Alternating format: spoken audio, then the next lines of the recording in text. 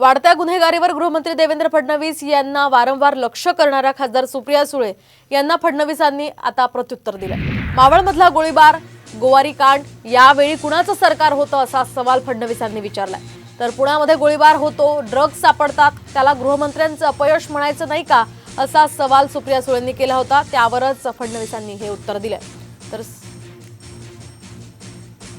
अबकी बार गोळीबार सरकार म्हणजे पोलीस स्टेशनला तुम्ही बघताय सत्तेत असलेले आमदार गोळीबार करतायत, त्याच्यानंतर बाहेर पोलीस स्टेशनच्या बाहेर येऊन सत्तेतले लोक गोळीबार करतायत। मग ह्याला जबाबदार कोण आहे? त्याला होम मिनिस्ट्री जबाबदार नाही? मग होम मिनिस्टरनी स्वतःचं काम जर चांगलं केलं असतं तर आम्हाला कुणालाही बोलायची वेळच आली नसती।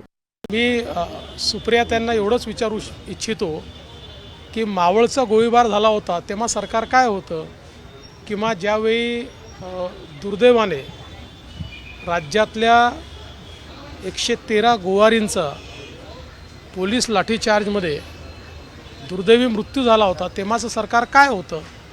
ठीक आहे, सुप्रियाताई सध्या मला असं वाटतं की एका विरोधी पक्षाच्या मोडमध्ये त्या ठिकाणी आहेत, त्यामुळे त्या रोज अशा स्टेटमेंट करतायत, फार गांभीर्याने घेण्याचं